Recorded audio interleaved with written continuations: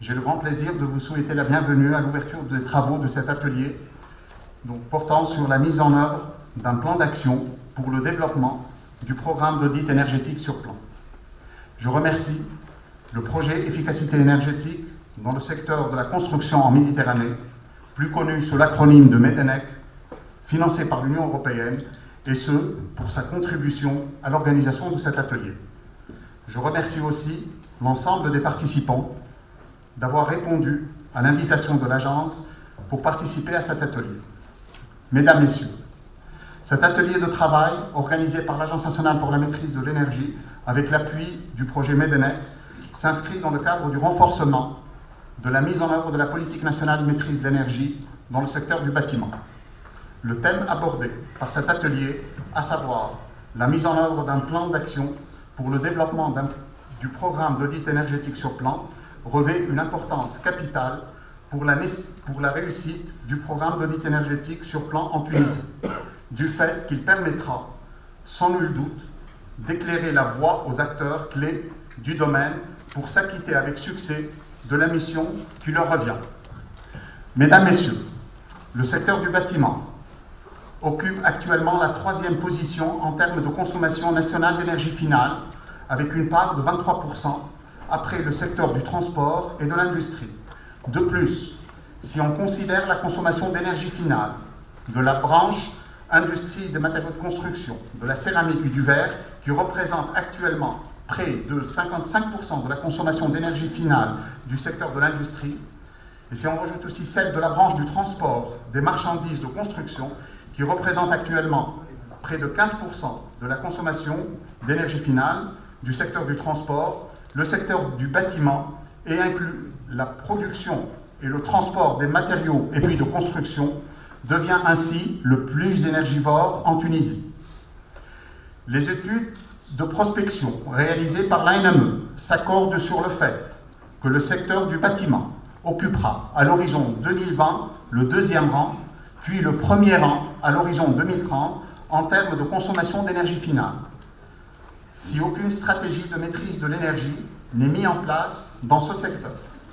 C'est pour cette raison que les pouvoirs publics ont mis en place une stratégie nationale globale complémentaire de maîtrise de l'énergie dans le secteur du bâtiment, dans laquelle l'audit énergétique sur plan représente le principal programme, en plus des programmes suivants: la réglementation thermique des bâtiments neufs, le label concernant les bâtiments neufs et existants, l'audit énergétique des bâtiments existants dans le secteur tertiaire, le développement de la cogénération dans le secteur tertiaire, le développement de la climatisation au gaz dans le secteur tertiaire, la mise en place de la fonction responsable énergie dans les bâtiments publics, la certification énergétique des équipements électroménagers, la promotion des lampes basse consommation, l'élimination du marché des équipements énergivores, la promotion des systèmes individuels et collectifs de chauffage solaire, de l'eau sanitaire, et enfin la promotion de l'autoproduction électrique par les énergies renouvelables, par le recours à l'énergie solaire photovoltaïque ou bien éolienne. Mesdames, Messieurs, la Tunisie accorde un grand intérêt à l'efficacité énergétique des nouveaux bâtiments, notamment à travers le programme d'audit énergétique sur plan. La construction des bâtiments à haute performance thermique et énergétique, selon le programme d'audit énergétique sur plan, nécessite l'adoption d'un ensemble de solutions touchant la conception architecturale du bâtiment à travers l'adoption d'une architecture adaptée aux spécificités climatiques, la construction du bâtiment en elle-même, et ce, à travers le choix de techniques, de matériaux et de produits de construction à haute performance thermique et à faible énergie grise, la conception et l'installation des systèmes énergétiques à travers le dimensionnement exact et approprié des systèmes, le choix des équipements à haute performance énergétique et la régulation automatique du fonctionnement des systèmes. Cette démarche permettra, à l'échelle macroéconomique, de contribuer à l'amélioration de la balance énergétique du pays, de couvrir les besoins énergétiques à moindre coût et d'atténuer la pollution au niveau local et des émissions de gaz à effet de serre dues à l'utilisation des énergies fossiles. À l'échelle microéconomique, elle permettra d'assurer le plus que possible des conditions naturelles de confort thermique à l'intérieur du bâtiment, de réduire la facture énergétique du bâtiment et de contribuer à améliorer les capacités financières des sociétés qui gèrent ces bâtiments. Mesdames, Messieurs, la Tunisie a démarré le programme d'audit énergétique sur plan depuis près de 6 ans. Ce programme, propre à notre pays, est actuellement à la fin de sa première phase qui porte sur... Donc c'est une phase de pilote et d'application. Cette phase pilote a été évaluée par l'ANME avec l'appui du projet MEDENEC en 2012, à savoir 5 ans après le commencement de l'application du programme. L'évaluation réalisée a permis d'identifier les principaux axes de réforme et d'amélioration qui permettront, à notre avis, de développer efficacement le programme d'audit énergétique sur plan et de passer, par conséquent, à la phase suivante qui porte sur la diffusion de l'application. Cette phase consiste à la mise en œuvre d'un plan d'action global pour le court et moyen terme. Le plan d'action proposé sera présenté et débattu lors de cet atelier. Il portera sur les axes suivants: le cadre réglementaire de l'audit énergétique sur plan, la procédure technique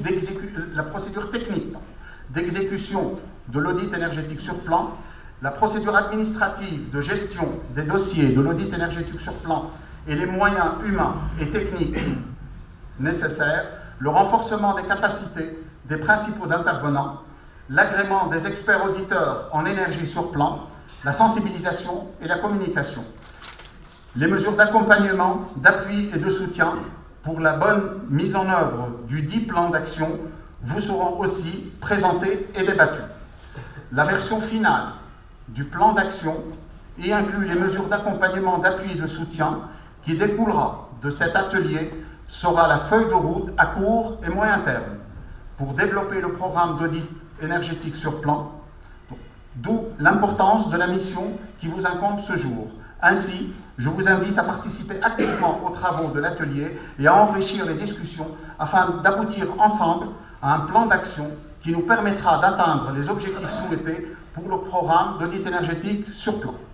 Mesdames, Messieurs, les objectifs de la mise en œuvre d'un plan d'action pour le développement du programme d'audit énergétique sur plan représentent un défi à relever ensemble qui doit s'appuyer davantage sur la contribution de tous les acteurs impliqués dans le domaine au niveau national. Il doit s'appuyer aussi sur la coopération internationale pour le renforcement des capacités, le transfert technologique et la mobilisation des ressources financières dans un domaine aussi important que celui de la maîtrise de l'énergie, de la protection de l'environnement et de la création d'emplois dans le secteur du bâtiment. Le fait de relever ce défi traduit sans doute l'engagement de notre pays sur la voie d'un développement durable. Mesdames, Messieurs, pour conclure, permettez-moi de remercier tous ceux qui ont contribué à la tenue de cet atelier et je souhaite le succès à vos travaux. Merci pour votre attention. Monsieur Harouk, directeur général de ANME, Monsieur Krongi, président de l'Ordre des ingénieurs de Tunis, dear colleagues from ANME and dear other participants.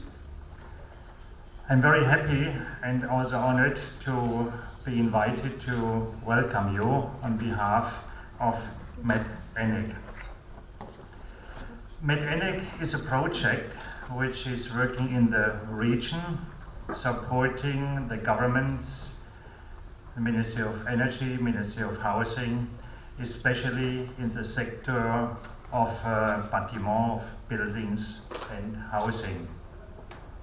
As it was pointed out by Monsieur Harouk, the energy which is consumed in buildings and housing represents a very high share of the energy consumed in the country. This counts for Tunisia, but counts also for other countries in the area. And we all know that the potential of saving energy in this sector of building and housing is huge. And different from other sectors, from the industry or the transport sector, different in the building sector is that the market mechanism, price mechanism, does not work in this sector. That means if the prices for energy will go up, then in the industry, the manufacturers will try to save costs and they will try to save energy. They will invest in energy saving measures. But this does not work in the building and housing sector. If the prices for energy will go up, they might double, they might triple. The price for the energy is not paid by the investor of the building, by the developer of the building. The price will be paid by the people who are using the building, who are renting the building. Therefore, the investor is not interested to invest more when building the house, to invest in energy saving measures, in double glassing, in wall insulation, in roof insulation, because he is not concerned about the costs which will occur later. Therefore, the only solution in the building and housing sector is the role of the government's commitment. The government has to force the developers, the investors, to invest in energy saving measures when the house is built. That means it is necessary to have mandatory building codes which have to be met when building the house.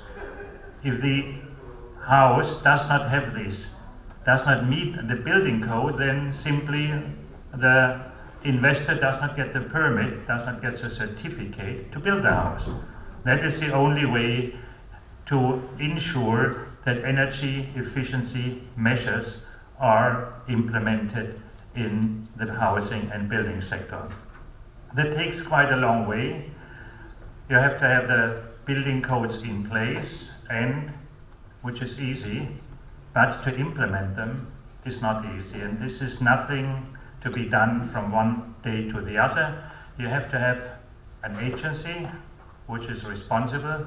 And allow me to say, I mentioned that also already last week, we, MEDENEC, are happy to see that Tunisia in the region is the most advanced country in this matter. Tunisia has an agency already since now more than 20 years, 25 years. ANEME was established, I think, in the early 90s.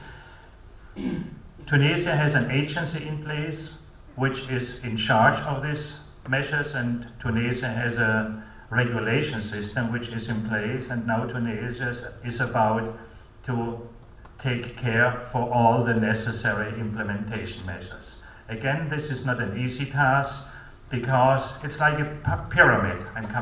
Our office is in Egypt, I'm rather familiar with pyramids.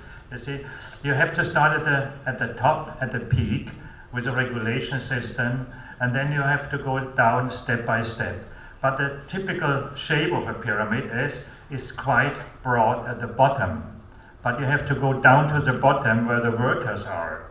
Although the workers on a higher level, the architects, the engineers, the administration on the central level, the administration especially on the municipal level, have to be educated and need to get familiar with the regulations, but they also need to get the capacity to do their job properly. And that takes a long time. Training programs on all levels will be necessary. But taking a long time, again, a Chinese proverb is saying the longest travel starts with the first step. If you don't start with the first step, you will never reach the goal. Again, I'm very happy to be here together with you, and I wish all of you, all of us, a very successful day. Thank you very much.